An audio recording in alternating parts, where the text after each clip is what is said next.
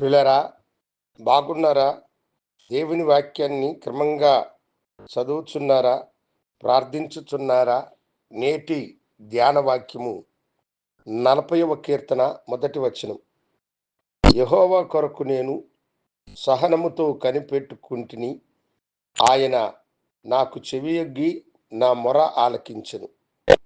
భక్తుడైన దావీదు ఇక్కడ తన సహనమును గురించి చెబుతూ ఉన్నాడు. దేవుని కొరకు నేనెంతో సహనంతో కనిపెట్టుకున్నాను.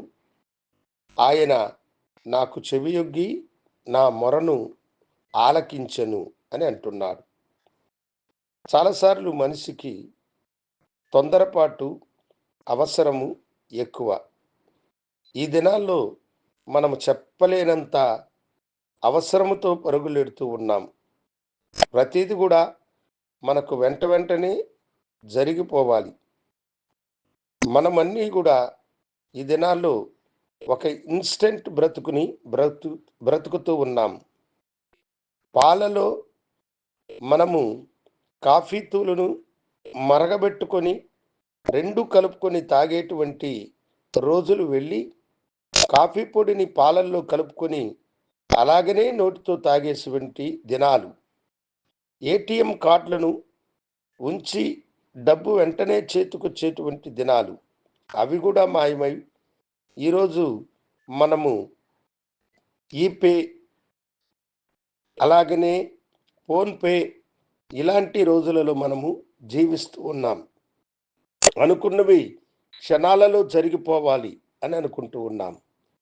దేవుని సన్నిధిలో మన ప్రార్థనలు కూడా అలాగనే ఉంటున్నాయి. మనం ఇప్పుడు ప్రార్థన చేసిన వెంటనే మనం అనుకున్నవి జరగాల అన్నటువంటి భావము కలిగినటువంటి వారమై, ఇప్పుడు నేను దేవుణ్ణి అడిగినాను, వెంటనే నేను అడిగినది ఆయన ఇచ్చేయాలి అని అనుకుంటూ ఉన్నాం. సహనాన్ని కోల్పోతూ ఉన్నాము, ఓర్పుని కోల్పోతూ ఉన్నాము, నిదానమును కోల్పోతూ ఉన్నాము.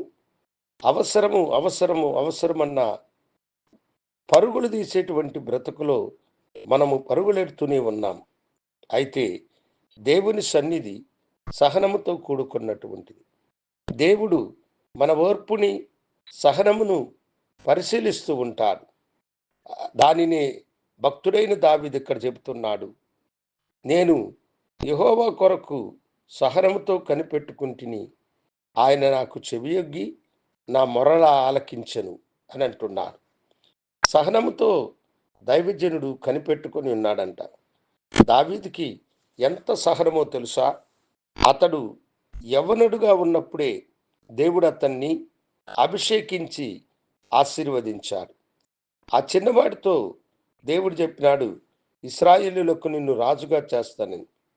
దేవుడు తనను రాజుగా చేస్తానని మాటిచ్చినాడు గనుక వెంటనే దేవుడు తనను రాజు చేస్తాడని దావీదు తొందరపడలేదు. దావీదు క్రమక్రమేణ తన జీవితంలో ఆశీర్వదించబడ్డాడు.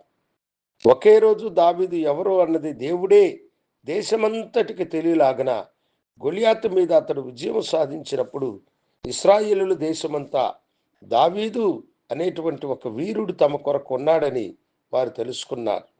దాని ద్వారా సౌలు ద్వేషములకు అతడు పాత్రుడుగా మారి, సౌలు అతని ప్రాణమును తీయడానికి ఎన్నో ప్రయత్నాలు చేసినాడు. అయితే సౌలుని చంపేటువంటి ఆ అవకాశం అతనికి చిక్కిన, దేవుని చేత అభిషేకించబడిన వాణ్ణి అతడు చంపలేదు.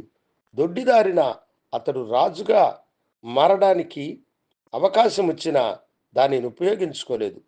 సహనముతో దేవుడు తనకు ఇచ్చిన వాగ్దానమును నెరవేరుస్తాడన్న ఓర్పుతో కనిపెట్టుకొని ఉన్నాడు. ఒకరోజు వచ్చింది, అతని శత్రువులందరూ నిర్మూలమైపోయినారు. ఇశ్రాయేలు ప్రజలందరూ ఏకకంఠముతో నీవే మాకు ఏలిక, నీవే మా రాజువని అభిషేకించినారు. దైవ చిత్తము నెరవేర్చబడ్డది. అతని సహనమును కనిపెట్టిన దేవుడు ఆయన యొక్క మొరను ఆలకించి అతన్ని హెచ్చించినారు. నీ జీవితంలో తొందరపడుతున్నావా? అవసరపడుతున్నావా? దేవుడు ఇప్పుడు చెబుతున్నాడు, సహనముతో ఉండు బిడ్డ, సహనముతో ఉండు. నేను నిన్ను ఆశీర్వదించే సమయము ఆసన్నమైనది. నిన్ను హెచ్చించేటువంటి సమయము సమీపించింది.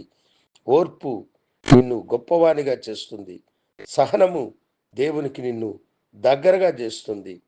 సహనముతో దేవుని కొరకు కనిపెట్టు.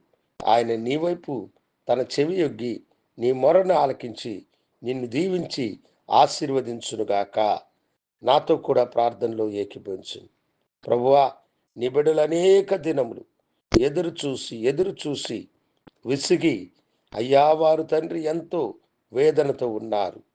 వారి సహనమును మీరు పరిశీలించి బిడ్డలను దీవించి ఆశీర్వదించి హెచ్చించమని యేసు నామమున అడిగి వేడుకొంచున్నాము తండ్రి. ఆమెన్. శుభోదయం. ప్రభు మిమ్మల్ని దీవించునుగాక. ఆమెన్.